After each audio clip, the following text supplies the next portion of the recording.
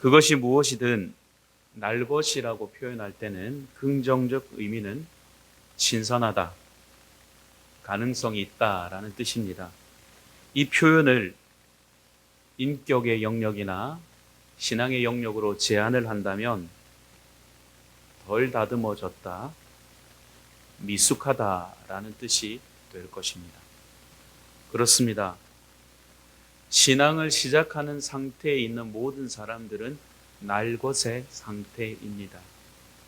잘 알지 못하고 천방지축이며 좌충우돌하는 것이 신앙을 시작하는 사람, 즉 날것의 상태의 사람들의 신앙의 모습입니다. 하지만 날것의 신앙이 연수를 거듭하고 시간이 지나면서 다듬어지고 완숙해져 가야 되는 것은 지극히 당연한 것이라는 사실이죠. 신앙은 도덕이나 이론이 아니라 생명입니다. 생명이 땅에 떨어지고 관리해서 물을 주면 그 씨앗에서는 당연히 발화하여 자라고 열매 맺는 것은 생명 있는 씨앗의 당연한 결과입니다. 땅에 심겨졌는데 자라지 않는다는 것은 죽은 씨앗이거나 과정에서 문제가 생긴 것입니다. 신앙은 생명이 이식된 과정이기 때문에 자랄 수밖에 없습니다. 자라야 되고 자라야 합니다. 자연스러운 이 선순환의 구조에 생명을 받아들임으로 들어온 사람들이 아름답게 잘 자라다가 일탈하여서 날것의 상태로 회귀하는 경우가 왕왕 있습니다. 아니, 이전보다 신앙하기 전보다 더 못한 상태로 돌아가는 경우도 있습니다. 그것이 바로 이스라엘의 모습입니다. 이스라엘은 선택을 받았습니다. 그래서 특별한 사랑을 받았습니다. 특별하게 사랑을 받았으니 특별하게 섬기는 것은 당연하지 않겠습니까? 하지만 특별한 섬김은커녕 일반적인 섬김의 기준에도 미치지 못하고 그들의 섬김의 방식과 태도는 상식 이하였습니다. 이스라엘의 신앙은 날것의 신앙이었고 날것으로 회귀한 신앙이었습니다. 그러면 이스라엘의 신앙이 날것의 상태, 날것으로 회귀의 상태라는 것을 무엇을 통해 알 수 있겠습니까? 첫 번째는 감정입니다. 하나님께 속하고 하나님의 특별한 사랑을 받았다라고 자부하고 있는, 확신하고 있는 그들에게서 나타나는 태도는 첫 번째 보니까 차가웠습니다. 첫 번째 나타나는 특징이 감정의 요소를 통해서 알 수 있는데, 이 감정의 요소 속에서 날것으로 회귀하거나 날것의 상태에 머무르는 사람들의 특징을 보니까 차갑습니다. 여러분들은 부부시니까 잘 아실 것입니다. 사랑했다가 돌아선 부부만큼 차가운 것은 없습니다. 굳이 우리가 밀양골, 여름에 얼음골에 들어가지 않더라도 차가워진 부부만큼 냉한 관계는 없습니다. 이것처럼 날것으로 회귀한 신앙인들은 차갑습니다. 하나님을 섬기고 여전히 섬기는 루틴에서는 변함이 없지만 그들의 내면 상태는 너무나 차갑습니다. 냉합니다.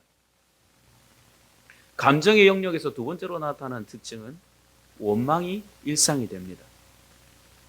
이들은 수틀리면 그 대상이 하나님이라도 그의 언사나 행동에서 불평과 원망을 뛰어넘어 불신하고 심지어 하나님을 향한 저주를 쏟아놓기를 멈추지 않습니다. 마치 고양이가 발톱을 감추고 있다가 위협을 느끼면 숨겨져 있는 발톱을 쫙 하고 펼치는 것처럼 평소에는 딱 감추고 있다가 조금만 불편하고 뭔가 문제가 생기면 발톱을 바짝 세우고는 하나님을 향해서도 저주를 일삼는 사람들이 바로 그 사람들이었습니다. 감정의 상태에서 날것의 상태로 회귀하고 유지하는 사람들의 모습은 뜨뜻미지근하고 떨떠름합니다. 여러분, 모든 관계가 그렇습니다. 익숙해지면 미지근합니다. 그리고 좀 더 나아가 부정적으로 작동하면 떨떠름합니다. 부부가 익숙해지면 대면대면하고 떨떠름하고 뜨뜻 미지근합니다. 사랑하는 상대일 때, 뜨겁게 사랑할 때는 상대가 무슨 말만 하면 그래? 와, 정말? 진짜야? 우와, 힘들었겠다. 와, 아팠겠다. 저런, 차라리 내가 아팠으면 좋겠다. 그랬던 오빠가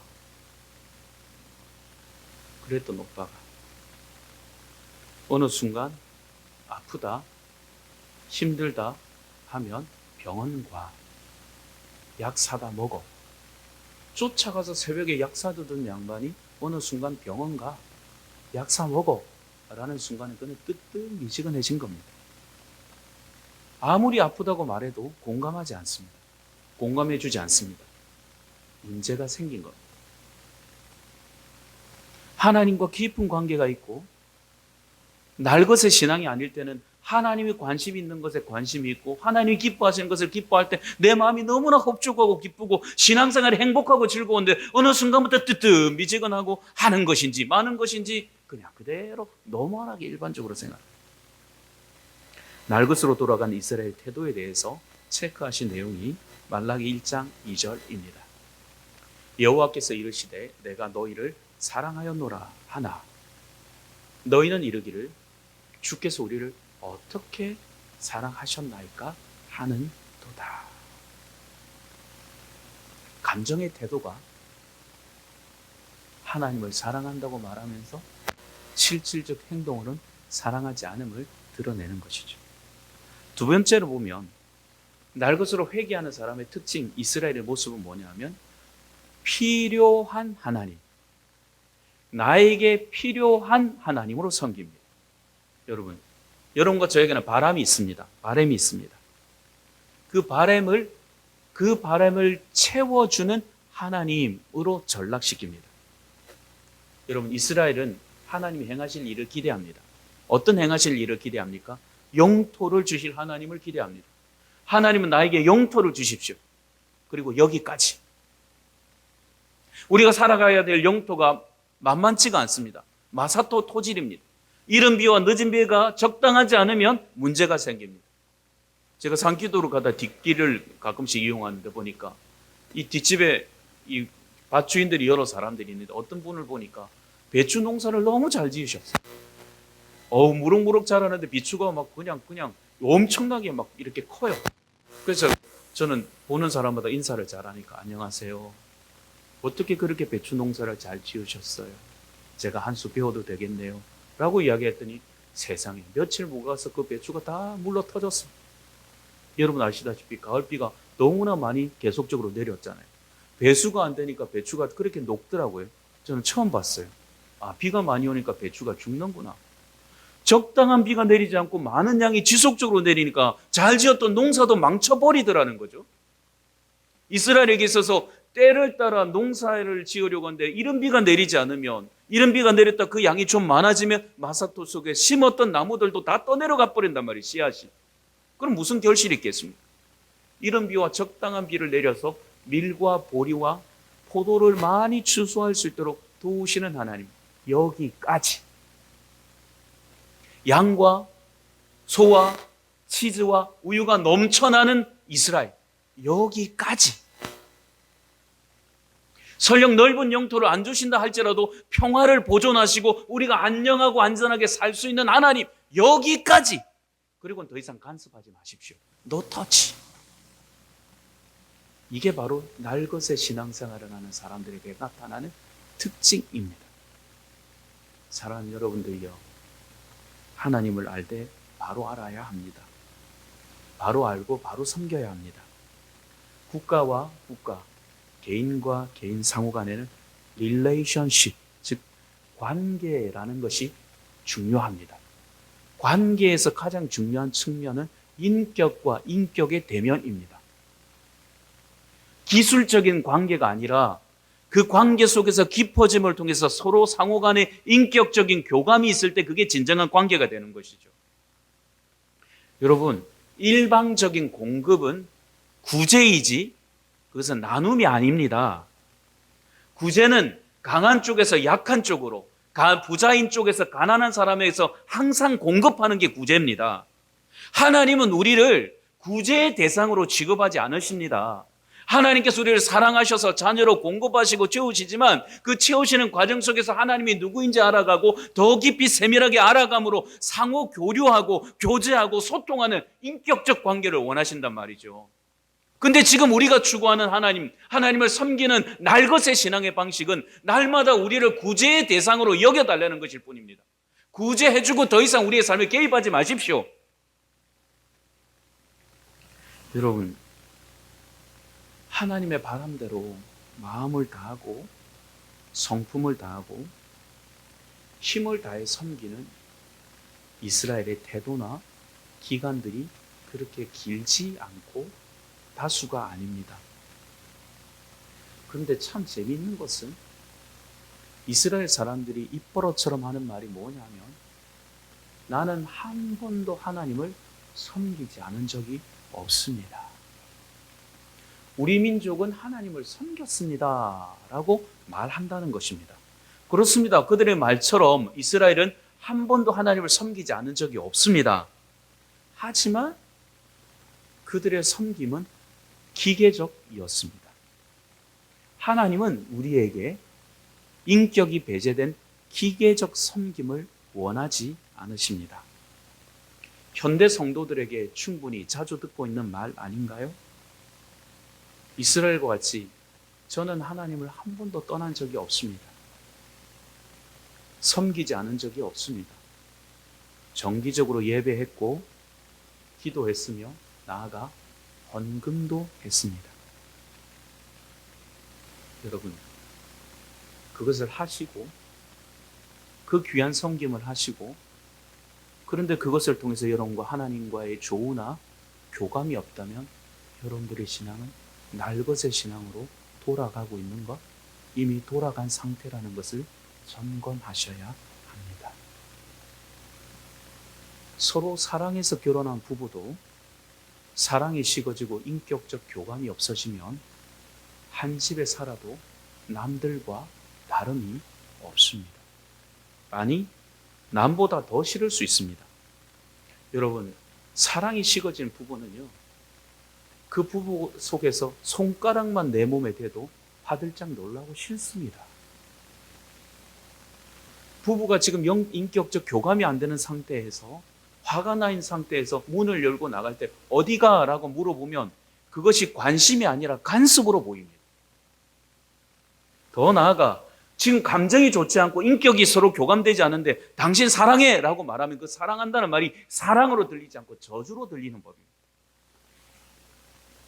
이런 관계를 우리는 몸소 체험하고 살아가고 있지 않습니까? 이런 부부의 멀어진 관계처럼 하나님과 관계 속에서 날것으로 돌아가 버린 이스라엘의 상태들, 그럼에도 불구하고 그들도 하나님을 뜨겁게 사랑했던 적이 있습니다. 진심으로 사랑했던 적이 있었습니다. 예레미야 2장 2절, 우리 한 구절만 같이 읽어볼까요? 여호와께서 이와 같이 말씀하시기를 내가 너희를 위하여 내 청년의 때에 인애와 내 신혼의 때의 사랑을 기억하노니 곧 씨 뿌리지 못하는 땅 그 광야에서 나를 따랐음이니라. 여러분, 신혼의 때에 신부를 사랑한 같이 이스라엘 백성들이 하나님을 뜨겁게 사랑한 적이 있었답니다. 사랑한 적이 없는 게 아니라 사랑한 적이 있었답니다. 이 말은 사랑했었으나 지금은 사랑하지 않는다는 말 아니겠습니까? 언제는 사랑했지만 지금은 또 어떤 사건으로 상황에 의해서 사랑하지 않게 되었다는 말 아니겠습니까? 식어졌다는 말이 아니겠습니까? 여러분, 사랑하면 어떤 문제도 난관도 문제가 되지 않습니다. 지금 보니까 예레미야가 이스라엘 백성의 상태를 추억해 볼 때 하나님을 뜨겁게 사랑할 때는 광야가 문제가 아니었습니다.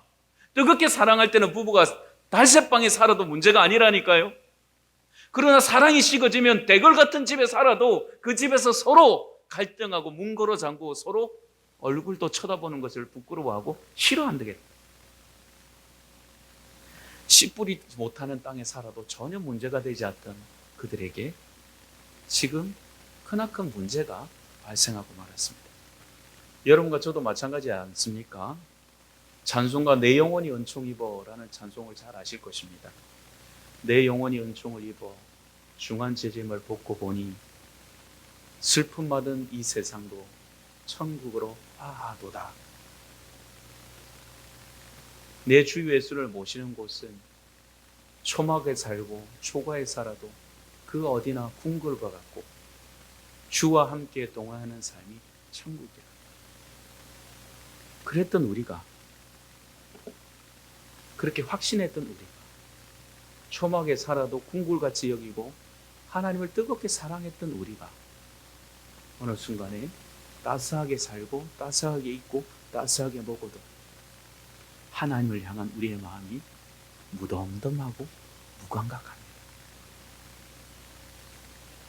하나님과의 관계가 지속되고 있다면, 인격적인 교감의 상태에 머무르고 있다면 우리의 신앙은 기대요 황홀에 사로잡혀 살게 될 것입니다. 표면적으로 찬송하는 것이 아니라 내 주 예수 모신 곳이 그 어디나 하늘나라 할렐루야 찬양하세 내 모든 죄 사함받고 주 예수와 동행하니 그 어디나 하늘나라. 이 찬송만 불러도 울컥이고 울렁이고 감격이 터져 나올 것입니다. 100번을 1000번을 불러도 아무런 감흥이 없다면 지금 우리는 날것의 상태로 돌아가 버린 것입니다.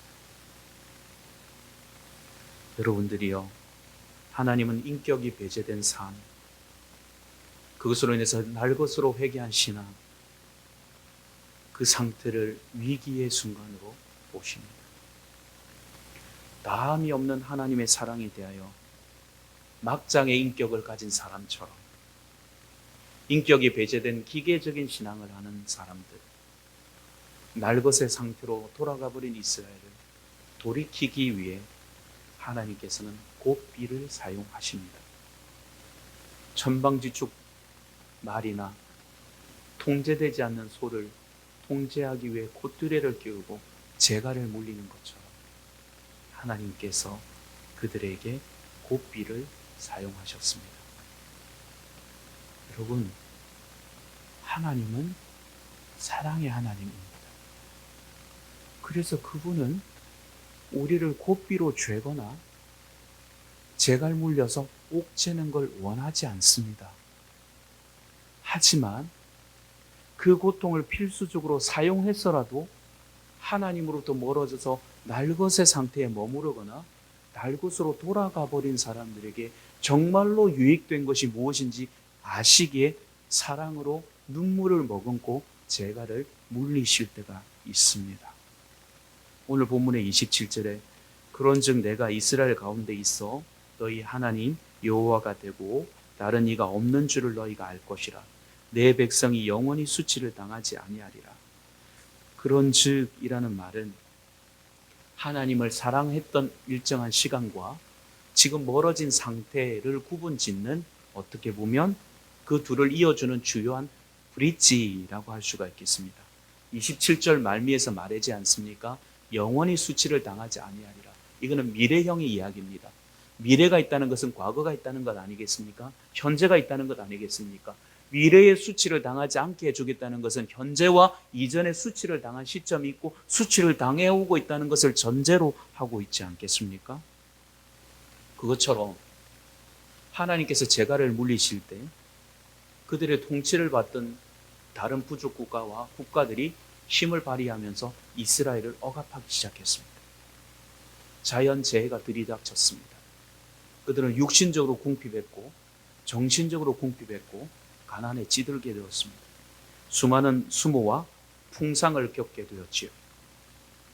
반복된 과오로 인하여 하나님께서 그들을 향해서 특별하게 베푸실 은혜를 중단하시고 거두시자 그 모든 일들이 한꺼번에 시작되었고, 그러자 그들은 당황하기 시작했고 아파서 울기 시작했습니다.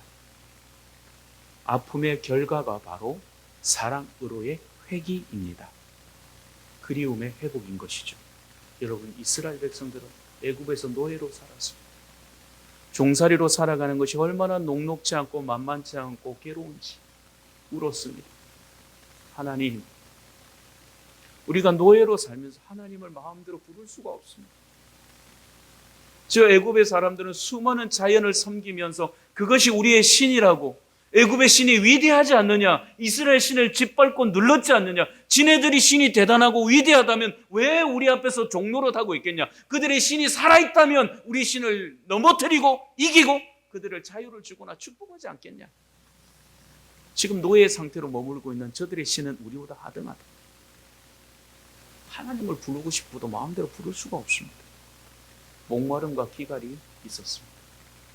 사사시대 300년을 지나면서 그들은 끊임없이 이민족의 침입을 당했습니다. 살아갈 의미가 없었습니다. 괴로웠습니다. 괴로워서 하나님을 찾았습니다. 목 놓아 하나님을 불렀습니다. 날것의 상태에 있을 때는 인격적으로 하나님을 찾지를 못하더니 고삐가 딱 물리고 재갈이 물리니까 하나님, 내가 너무 힘겹습니다. 목마릅니다. 하나님, 나를 도와주십시오. 유다 백성들이 바벨론 강가에서 울었습니다. 그렇게 마음껏 수금을 타며 하나님을 찬양하다가 뜨뜻미지근한 상태에 들어가서 적군의 포로가 되자 그 바벨론 강가에서 숨죽여 하나님을 불렀어요. 그렇게 예배당에서 하나님 앞에 성전에서 마음껏 찬양할 수 있다는 전심을 다해 찬양하지 않더니 이제는 포로가 되어서 마음껏 찬양할 수 없는 상태가 되니까 그 속에서 찬양하고 싶어서, 예배 드리고 싶어서, 하나님 말씀 듣고 싶어서 울었습니다. 풍상이 하나님에 대한 존재 인식을 바꾸어 버렸습니다. 하나님께서 허락하신 고삐로 인하여, 사용하신 고삐로 인하여 그들이 은혜를 사모하는 사모함이 극대화되었습니다. 여러분, 우리가 살고 있는 시대의 안타까움, 인격적 신앙이 사라져가고 있는 것이 아닐까요? 하나님에 대한 그리움과 하나님에 대한 간절함이 사그라든 채 기계적인 신앙을 이어가고 있는 현대인들의 신앙의 다수의 상태를 보면 너무나도 안타깝고 하나님께서 예비하시고 준비하실 고삐를 보기에 마음이 아픕니다. 예배의 홍수시대요, 말씀의 홍수시대를 살고 있습니다.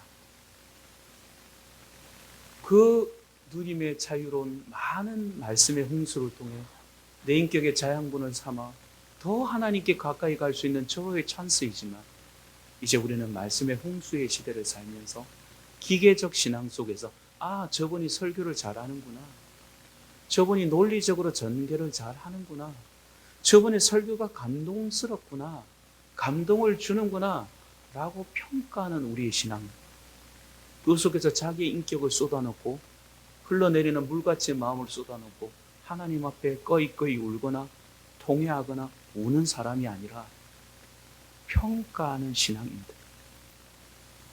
여러분들이 살아나는 것, 여러분들이 죽었다가 회복되는 건 여러분들이 취사 선택이 아니라 하나님이 여러분들에게 무엇을 말씀하시는지를 알고 그 말씀에 반응하고 그 말씀에 울고 그 말씀에 웃고 그 말씀에 신실하게 반응할 때 여러분들이 영혼은 죽었다가도 살아나는 거예요. 그런데 그것이 없이 여러분들이 주인이 되고 취사 선택이 되는 순간 여러분들은 영혼의 기갈함 속에 더 깊은 고통 속의 나락으로 떨어질 수밖에 없습니다. 아테네 사람들이 사도 바울이 말했습니다. 너희는 새로운 지식을 얻는 것 외에는 아무런 데도 시간을 사용하지 않는구나. 어느 날 한국 교회가 그런 것은 아닌지, 말씀으로 지식으로 받아들이고 말씀을 자기의 취사 선택으로 받아들이고 그 속에서 인격적으로 반응하지 않는 평가자들로 서 있는 지식 체계로서의 설교 말씀을 듣는 머리만 커져버린 감정이 상실되어 버린 그 시대를 우리가 살고 있는 건 아닌지, 살고 있는 그들의 주인공은 우리가 아닌지 점검해 봐야 할 것입니다. 사랑하는 성도들이여, 하나님께서 은혜를 거두시면 우리에게 찾아오는 것이 기갈입니다. 예배를 드리고 싶은데 드릴 수가 없어요. 기도하고 싶은데 기도할 수 없는 때가 올 수 있습니다.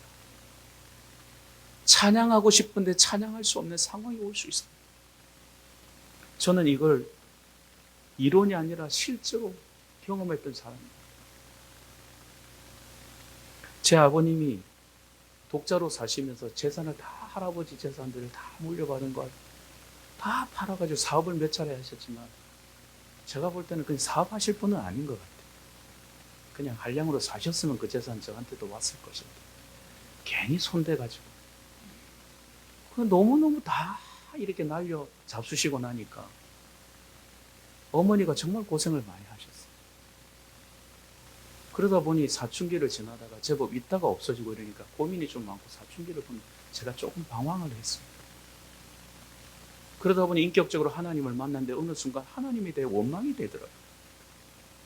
하나님이 살아계시면 나는 왜 이렇게 힘들어야 됩니까? 저는 왜 힘들어야 되고 하나님이 살아계시면 어떻게 이런 일이 있을 수 있습니까? 심지어 어떨 때는 10대 때 목사를 찾아가서 따져 묻기도 하고 시비를 걸어서 싸우기도 하고 정말 버르장머리 없는 사람이었습니다. 그래서 예배를 떠났어요. 10대 때 예배를 떠났어요. 교회를 떠난 것이 아니라 예배를 떠났어요.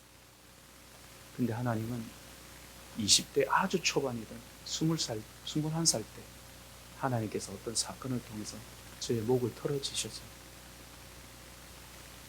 그 틀어지시는 과정 속에서 예배를 얼마나 드리고 싶은지, 찬송을 얼마나 드리고 싶은지, 기도를 얼마나 하고 싶은지, 마치 3일, 4일 굶었던 아이가 그 굶었던 것을 상세하게라도 하루아침에 허겁지겁 마시고 막 삼키듯이 하나님 앞에 예배하는데 그 예배 속에서 나를 만져주시는 하나님, 이 좋은 예배, 이 감격스러운 예배를 내가 왜 드리지 않았던가? 왜 방황했던가? 사실을 깨닫게 되는데 그 기가람과 목마름 속에 견딜 수가 없는 거예요. 사랑하는 성도들이여, 요엘은 우리에게 묻고 있습니다. 그리고 답하고 있습니다. 인격적인 신앙이 아니라 기계적인 신앙에 물들어버린 이스라엘, 인격적 교감이 아니라 필요한 것만 채워주시는 하나님, 그것만을 요청하는 이스라엘, 그게 바로 우리가 살아가고 있는 세계 속에서 부모님에 대한 인격적 존중과 대우는 하나도 없이 테이블에 용돈만 올려놓고 가세요.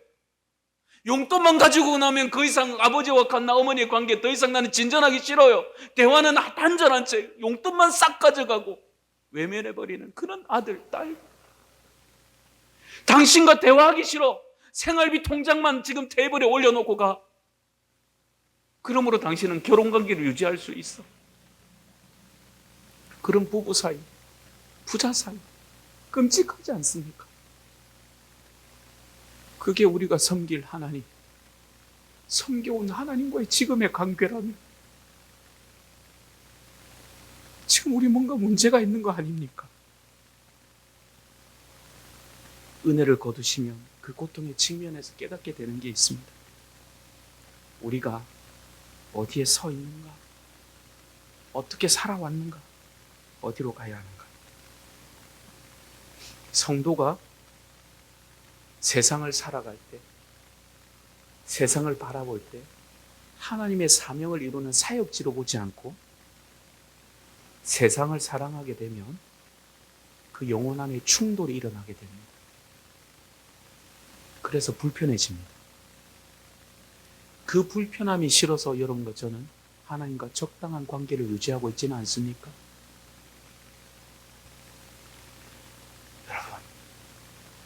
하나님은 여러분들이 피하고 싶다고 피할 수 있는 분이 아닙니다. 하나님은 결단코 피할 수 없는 분입니다. 하나님으로부터 멀어지는 사람들, 그게 성도라면 여러분들은 허기에 빠지게 되어 있습니다. 하나님을 떠나 세상을 즐기고 그 즐김의 재미를 찾으면 찾을수록 여러분들은 공허해질 겁니다. 그리고 마음이 아플 겁니다. 성령의 충만함이라는 것은 날것의 신앙 상태로서 살아가던 우리의 삶을 돌이키는 것입니다. 하나님께서 일방적으로 우리를 회복시켜 주시려는 선언이자 은혜의 나눔입니다. 여러분, 그 후에 내가 만민을 내 영을 만민에게 부어줄 것이다. 만민에게 부어주는 이 영은, 이 고백은 하나님의 선언과 약속을 스스로 깨는 겁니다. 하나님 약속에 진실하신 분이에요. 근데 하나님 말씀하셨습니다. 아담과 하와가 범죄한 이로 다시는 내가 저들과 함께하지 않을 거다. 하나님 영이 함께하지 않을 거다라고 선언하셨던 하나님께서 이제는 너희에게 내 영을 보내줄 것이다. 만민 모두에게 신분고하를 막론하고 어떤 누구에게도 내가 영을 부어줄 것이다. 그게 바로 그 사람을 살리는 회복이니까 부끄러움을 감수하면서까지, 약속을 깨시면서까지 우리를 향한 회복을 약속해 주셨습니다. 여러분, 사단은 참소의 영입니다. 참소에 아주 능합니다. 근데 그 참소에 능한 사단이 한 번도 하나님이 성령을 보내주시겠다고 약속하신 그 약속을 깨시고 성령을 보내주시는 것에 대해서 이의를 제기하지 않았습니다. 그 중간에 뭐가 있습니까? 예수 그리스도의 십자가가 있습니다. 우리를 구원하기 위해, 약속을 깨버린 우리를 위해 그 아들을 살찌고 피 흘려서 극심한 고난을 당함으로 우리를 구원해 주심으로 성령을 다시 우리 안에 내주하고 교통하도록 보내주시겠다는 하나님의 신실한 약속을 사단은 잠수하지 못했다는 것으로 볼 때 하나님은 진실로 우리를 사랑하시는 분이십니다. 여러분, 성령으로 거듭난 사람은 인격적으로 하나님을 누립니다. 성령 안에 거하는 사람은 석박사를 가지지 못해도 석박사를 가지고 하나님을 알지 못하는 사람보다 지혜롭고 현명한 사람입니다. 하나님을 내 안에 성령으로 모시게 되면 그 사람은 지혜로우시며, 그 사람은 강해지며, 그 사람은 새로워지는 은혜를 누리게 됩니다. 성도는 하나님을 떠나 살 수 없습니다. 하나님께서 내버려 두시지 않기 때문에 그렇습니다. 이스라엘 향한 사랑을 포기하지 않듯이 저와 여러분들 향한 사랑을 포기하지 않으십니다.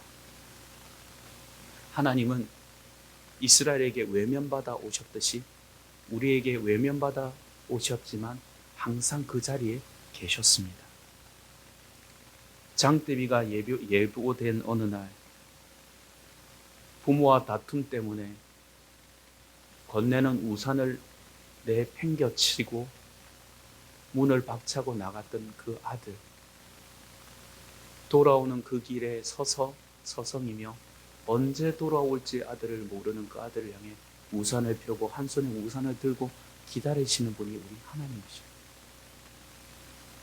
여러분, 잘 되라고 저녁에 한마디 했더니 화가 나서 다음날 아침에 정성스레 준비한 도시락을 뿌리치고 대문을 박차고 나간 아들, 아침을 먹지 못하고 점심도 굶주릴까봐 그 도시락을 가슴에 품고 가서 그 추위에 정문에 서성이면서 이 도시락이 식을까봐 가슴에 품고서 아들을 기다리는 어머니, 내가 왔다는 것을 부끄럽고 오전에 감정이 상했기 때문에 나를 보고도 외면할지도 모르는 그 아들을 막연히 기다리는 어머니, 언제 올지 모르는 그 아들을 향해서 끊임없이 초점을 맞추고 아들이 있는 교실만을 향해서 쳐다보는 그 어머니, 집이 싫다고 편지 한 장 살짝 내버려 두고 나가버린 아들을 찾아 자신의 옷이 헤어졌는지, 먹는 것이 먹는 것인지 입는 것이 입는 것인지도 모르고 하루하루를 살아가는 자식의 떠나버린 그 부모를 애타게 찾는 부모, 그게 바로 하나님이십니다. 하나님은 우리 가운데 계셔 오셨고 계실 것이며 앞으로도 함께 해주실 것입니다.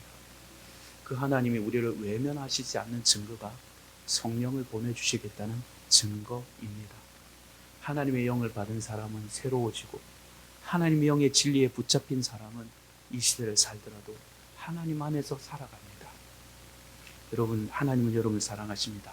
이사야 49장 15절, 여인이 어찌 그 젖먹은 자식을 잊겠으며 자기 태에서 난 아들을 긍휼히 여기지 않겠느냐. 그들은 혹시 잊을지라도 나는 너를 잊지 아니할 것이라. 그렇게 우리 위해 성령 보내주셨습니다. 성령 안에 붙잡힌 사람, 성령을 사모하는 사람은 그 약속의 신실함과 그 사랑을 은혜 가운데 누림이 되고 누릴 수 있는 놀라운 은혜를 누리게 될 것입니다. 성령을 사모하시고 그리스도 예수를 보내주신 성령 안에서 한 주간 더 승리하는 복된 여러분들이 되시기를 축복합니다.